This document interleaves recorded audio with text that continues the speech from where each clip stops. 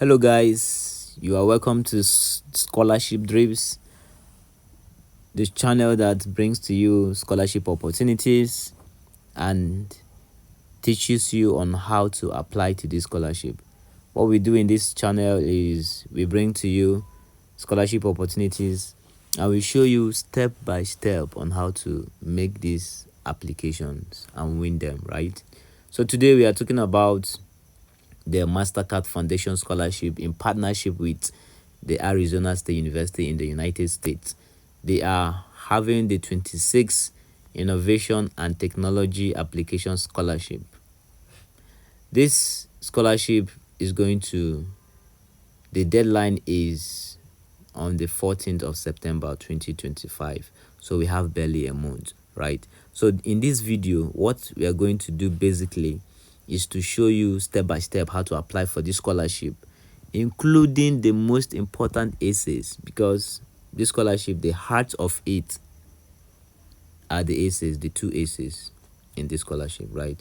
So overview of the scholarship, you can read it through your own by yourself, right? You can read it through by yourself.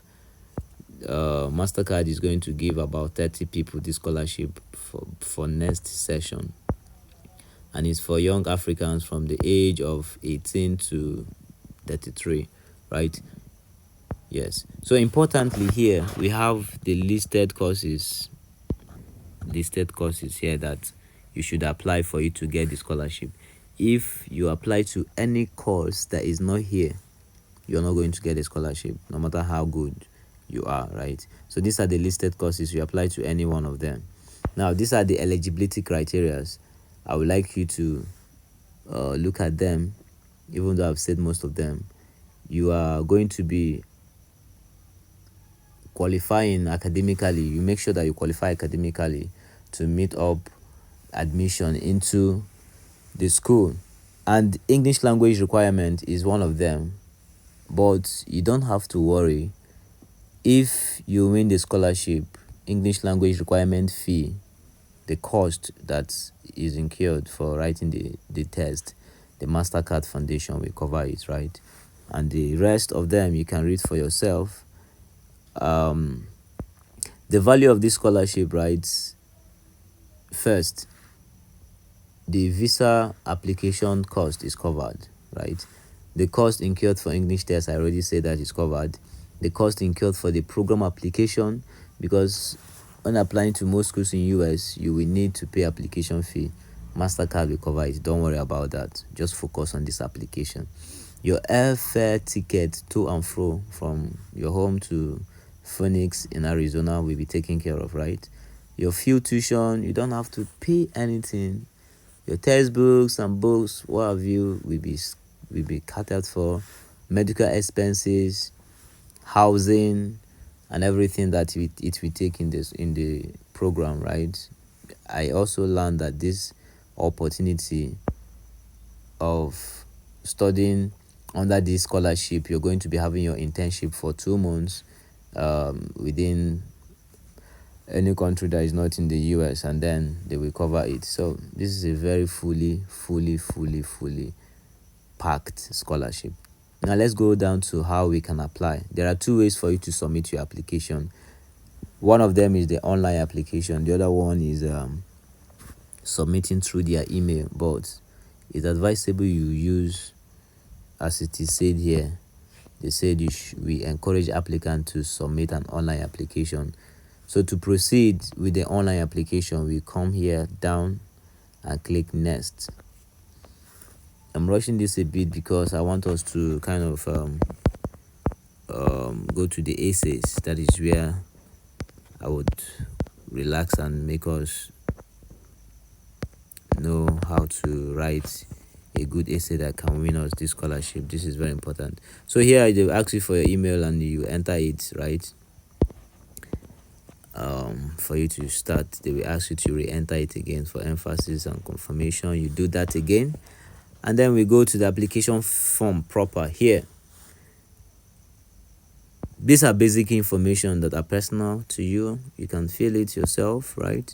You scroll down, your sex, you put in your phone number, WhatsApp number, address, country of birth, citizenship, and all that, head of the household at the time of application, your mom or your dad, whoever is the head, highest level of education of your parents, you put it. All these things are simple questions that we can answer. So here, please select preferred program of study for the 2026 Innovation and Technology Scholarship. You take or you select any course. One, you don't select more than one, right?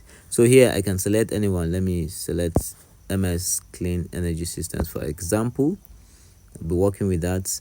And here, importantly, people, personal statements. Down, we have another essay, resilience, leadership, and impact.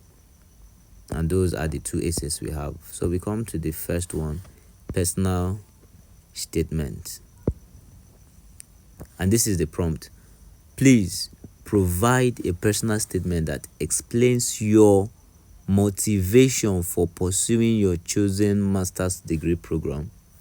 Highlight your most recent academic and professional experiences and clearly describe how this program aligns with your long-term career aspiration. Your essay must be between 450 to 500 words. This is where we go now. How do you write this essay effectively to win the scholarship? Now, personal statement is a story of yourself, is a story of how you're able to come to where you are presently, how you're able to do your study, what you studied. But from this prompt, you're going to pick out most important highlights. 3 things I want us to pick out from here. Whatever your personal statement is containing, it should be recent in your academics or your professional experience. It should not be something you did, for example, 5 years, 7 years back, 4 years back. It should be something that is maybe 2 years back, 1 year back, 6 months back, something that is recent. Whether it be from your professional experience, whether it be from your academic experience. If you finish, like, let's say 2 years back, 1 year back, or probably you're in your final year, you could, if your final year project, for example, is something that is impactful, right? You can start from there. So it's very, very, very recent. It shouldn't be something that is far. It shouldn't be something that is far. It should be something that is recent. In your professional experience also, if you're working and there are recent things you've done that could make sense, that could speak of impact, right? Bring it on. Now, these experiences, number 2, should align with the course that you want to study. Best practice. You should not bring experiences that are far away. Let's say, for example, you are applying for Masters in Clean Energy Systems, and then you did something that is related to boosting people's business, and you have people initiate and start business. It's not related. It's not relating, right? There's no connection to it. Or you help people in bringing let's say hospital, something that is not very related. But if you were able to say, for example, you helped in the installation of solar panels to about 5 homes, that is relating. It's close to what you're going to study, right? The next highlight from this prompt is that what you're going to study and your experiences should connect with your long-term goals. It's a personal statement. What you've done in your studies, in your academic journey, in your professional experiences, and what you're going to study in ASU should also connect to your long-term plans, right?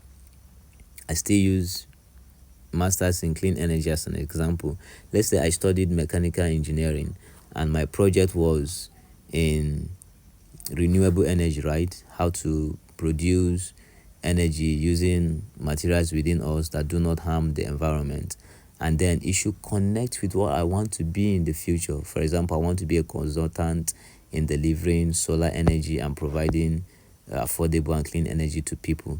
Yes, it's related. I shouldn't study mechanical engineering, work in renewable energy, in my project or work in renewable energy sector, and then in my long-term plan I want to become a politician. In my long-term plan I want to become a musician or something that is not related, right? So they want to see that relation. They want to see that the things you are doing are aligning. There is a kind of unity in what you're doing. Very important. And then don't forget your word count. Now, going to the second essay, it says resilience, leadership, and impact. The prompt here says describe the specific experience where you demonstrated resilience, leadership, and or adaptability. Explain how this experience contributed to your personal or professional growth and prepared you for success in graduate studies. Additionally, discuss the positive impact you had on your community and key success lessons you gained from this experience. Good. 450 to 500 words. Here, very important. I would advise you use a storytelling method here as you used for the first one, right? Let your story be unique to you. Don't try to forge anything. Tell them how you were resilient. For example, if you had problem as a girl child, as a man child, going to school, your parents struggled to raise you. You could frame it as a story. Your parents struggled to cater for your school fees, struggled to raise you in school, yet it didn't stop you from being the best in the class. Yet you rose up, you are among the top 5 best students, right? Is a show of you had things that could have been a setback to you, but resiliently you resisted those bad setbacks or situations and still rose to a height you are, to a level you are, right? So they want to see resilience, they want to see leadership, they want to see impact. It should be in such a way that also you use the STAR method: the situation, the task, the action, and the result. For example, in all this you're saying it should be a merge of resilience, leadership, and impact. Because if you show resilience, they want to see the leadership, and the leadership you are showing should be also impactful. Let me give an instance, right? You struggled to go to school, and then after going to school, you went back to the community. You saw that children within the community are also struggling. Then you initiated an initiative that should make children no longer struggle to go to school. For example, you had a problem of electricity during your time. You had to struggle to do your homework because there was no light. Now you connected with the relevant stakeholders and you launched out an awareness campaign program. You took it to the town and created awareness that so community does not have electricity. This your awareness creation mobilized resources and connected governments to install, for example, let's say street lights within your community, or install solar panels within homes. Then quantify it, put numbers: 5 homes, 10 homes, 15 homes. Let it be clear, right? At the end, the community had electricity available. Children can now have it free for them to do their homework, and this is a problem you have solved, and it has brought positive impact in your community. So make your story in such a way that it is flowing, it is showing authenticity. There's nothing you're forging from here. And then you could make it to the interview stage, and when you get to the interview stage, then you're good to go, right? So after you've done this, you are expected to submit some documents.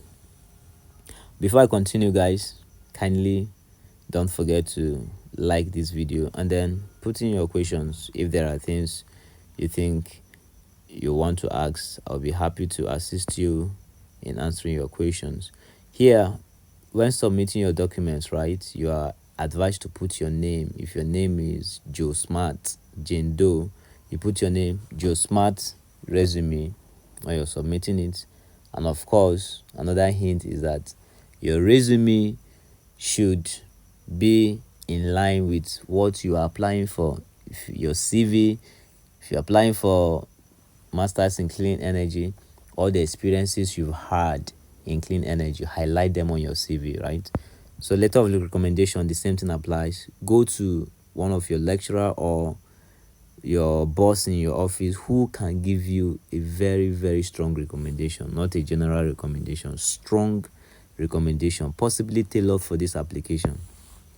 Good. So you also apply your unofficial transcript or upload it with your name and the name of the document. You also upload your proof of English. This is optional, like we said before. If you don't have it, no problem. When you make it to the interview and get the scholarship, they're gonna pay for it. So that is that. After you're done, you come back to the down and click here, the submit button, and your application will be submitted. Guys, I can't wait to have you get to the interview stage and possibly winning the scholarship. Give your questions, put your questions down on the comment section. I'm going to put a link to these applications and I'll be glad to answer your questions, right? Please give a thumbs up to this video and let's keep promoting, let's keep going places. Thank you. See you next time.